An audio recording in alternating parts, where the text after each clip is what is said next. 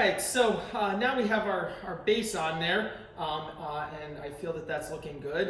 Took a little bit of break, and we're gonna get ready to start doing some of the finished details. Now, how far you take your sculpt is completely up to you, and is definitely a place for that individuality.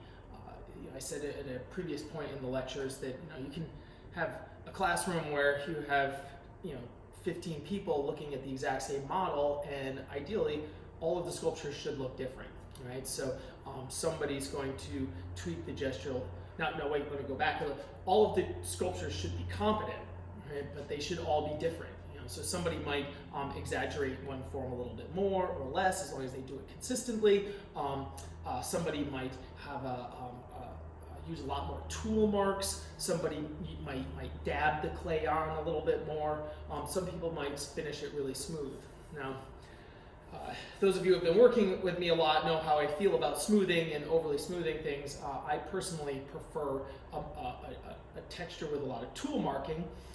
But if you do want a very smooth look, the thing to use is this, lighter fluid.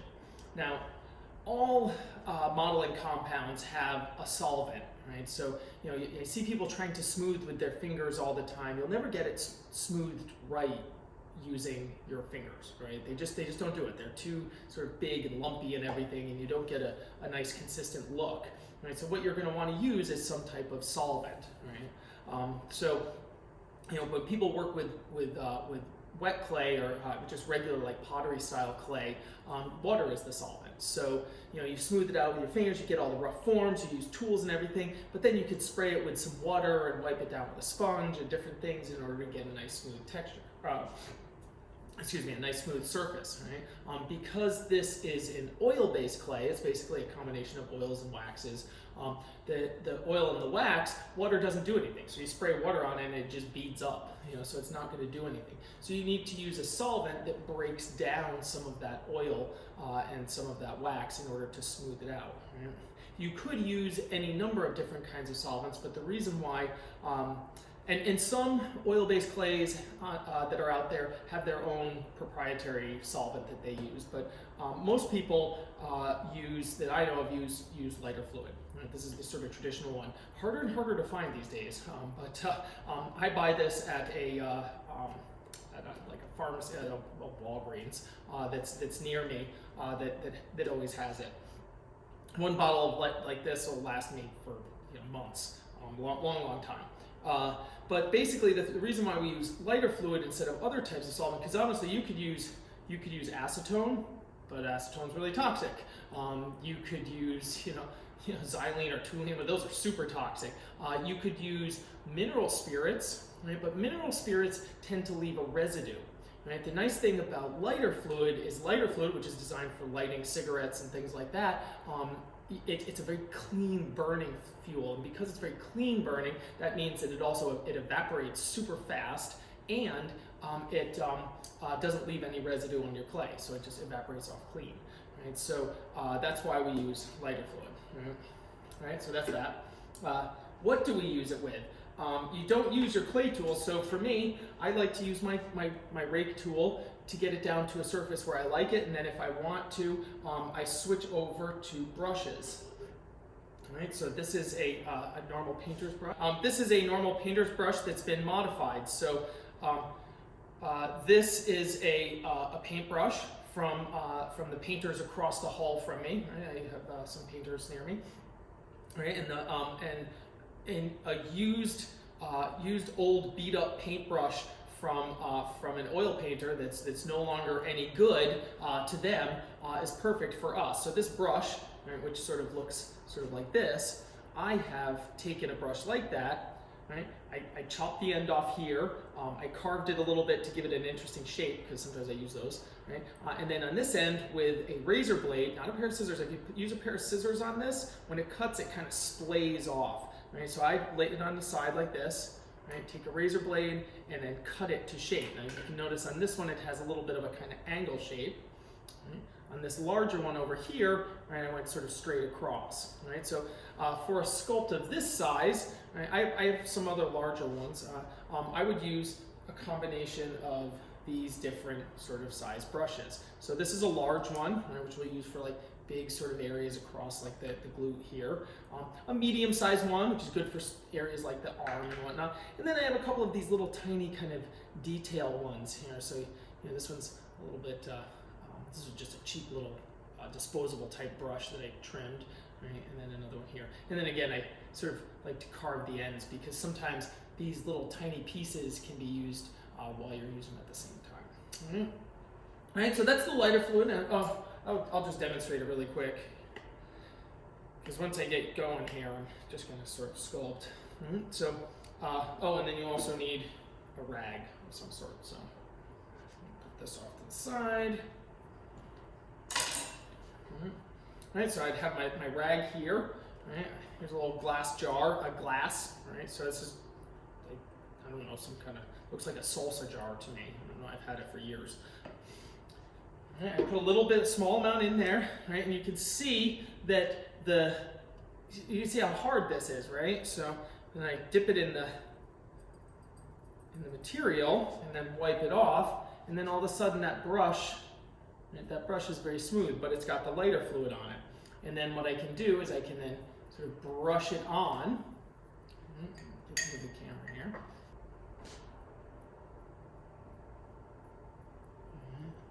And the brushing action will eventually, so notice how my tool marks go away there. This is kind of hard to see. And just like the tool mark, right, I'm raking across. Right, wipe it down a little bit. Right, I'm raking across as if I'm cross contouring to get that shape. Right, so this one's not giving me enough, so I'm going to use the thicker one here.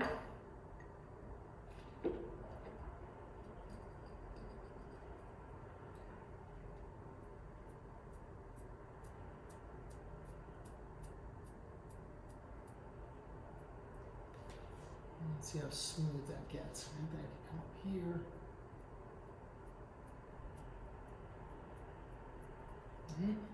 All right, so as I was saying that that will get it smooth. Now you have to be super careful doing this though, because you can lose so much.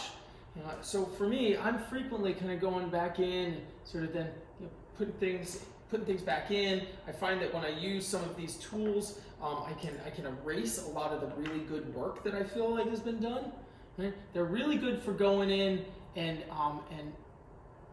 it'll kind of force the clay into certain areas. But then, as you can see, right, I've kind of lost a little bit here, so I have to go back in and kind of recrease that. So I'm going to recrease that there. The goal, you don't want to lose all of your work. It's very easy with this to lose some of the work. And it takes a lot of time, which is why sort of from a demo point of view, I'm going to do some of it here today. But, I don't want to, I'm not going to spend, if I was going to take this to mold, right, and make a mold of it, and then, pay to have that cast in bronze, and go through the bronze process and made into an object that's going to last, thousands, could last thousands of years. I'm not going to do it in the amount of time that I'm going to put into a YouTube video, right, or a video, right? So, I really will spend a lot of time, but I'm going to go through some of the sections and sort of just show them to you. All right? Okay, so that being said, I think I'm going to sculpt now.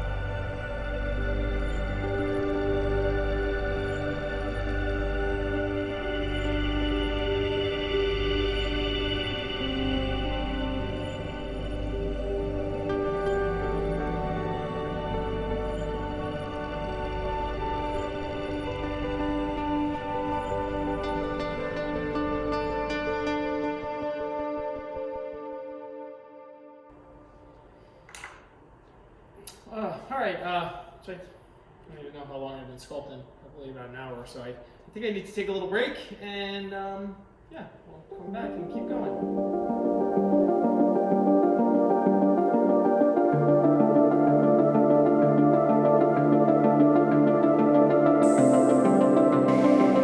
Alright, let's keep going.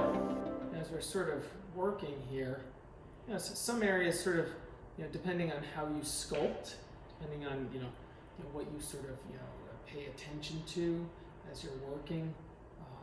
You know, some areas tend to need a lot more attention than other areas do. You know, so maybe when I was sculpting a particular area, it was just interesting to me for whatever reason, and so I kind of nerded out on that a bit.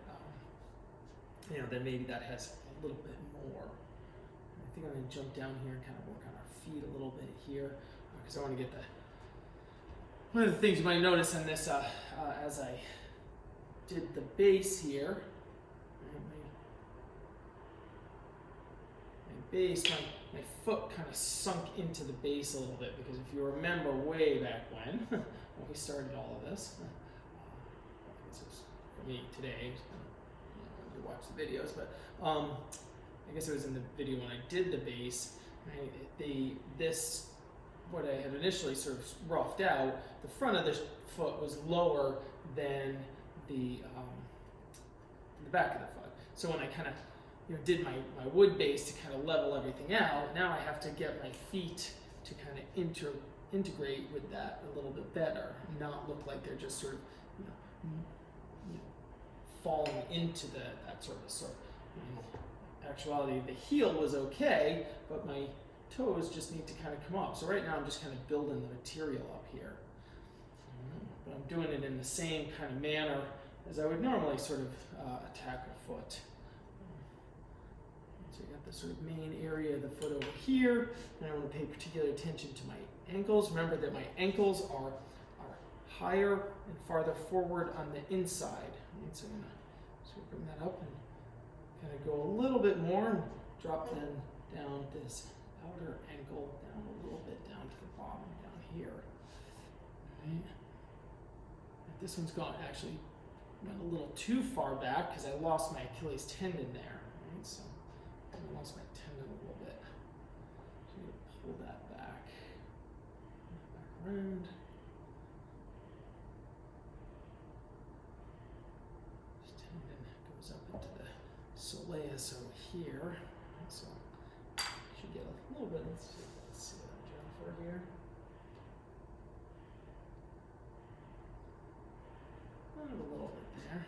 And so there's a little bit of a cut that should be here. So I'm just going to sort of make that up, put that in there.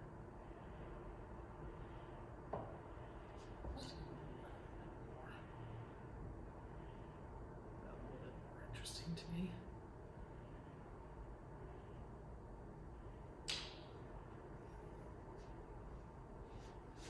So you can see I'm kind of needing to work on both my foot, my ankle, and my calf, kind of almost all at the same time, because they're all connected.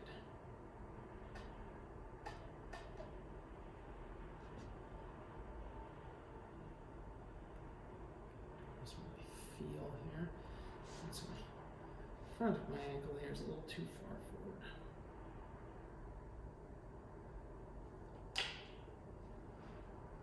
Come down the shin here.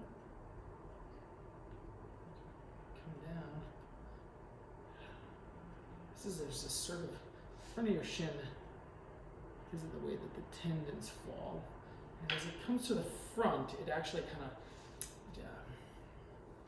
on one side it kind of curves like this, and the other way, and there's a little kind of flat shape that kind of actually occurs there. So it's kind of hard to describe things, but that shape is part of what helps to make it look like this front section is a separate hinged piece, right? So I always think of the ankle as if there's a diagonal rod that goes from the outside of your fibula to your tibia, and that little outside kind of shape, or that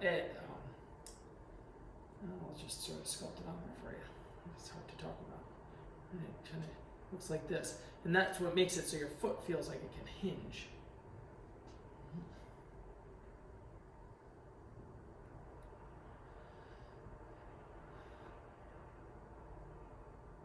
Feet are a kind of interesting thing, you know, like I always say when I do the foot lecture in class, I always say that there are two types of people in this world. There are the people who absolutely love their feet and can't wait to take their shoes off. Right? These are beach people. Right? And the other group of people who are absolutely mortified by their feet and never want to even look at them. Right? So when we talk about it like that, you know, feet come in all kinds of sort of shapes and sizes. I have a tendency to be a little bit kind of stylized with both my hands and my feet. Right? It's something that I do. So I kind of sculpt the feet a little bit more, I guess from sort of a stylized imagination than from actually what the model's foot looks like. Because no one's going to look at it and say like, you know what, I went to the beach with that model last summer, and that's not what their feet look like. You know? So, you know, depending on if, you know, sometimes someone can be a little bit flat-footed, and so that the foot won't quite sculpt as well that way, I think. So I tend to always, that's what I was talking about that, because I always try to give my my models kind of a nice high arch. I just think that looks a little bit more visually appealing, and it goes with kind of what we sort of expect a foot to look like.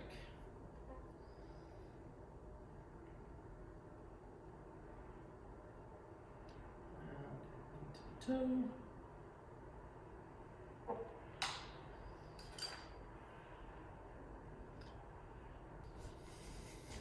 Calipers to check. And rather than taking a mathematical, I want the foot to be as large as the head, a smidgy bit larger. Okay, and that works. So notice there, I'm not beholden to, you know, the actual you know, measurements of the model. Right? This is you know, this is an artistic study. It's not an exact portrait of, you know, Jennifer's foot. That's not what we're going for. I mean, if that was the thing, you know, I don't think, you know, an exact replica of an individual's foot is probably a merit. A sculpture of a foot is.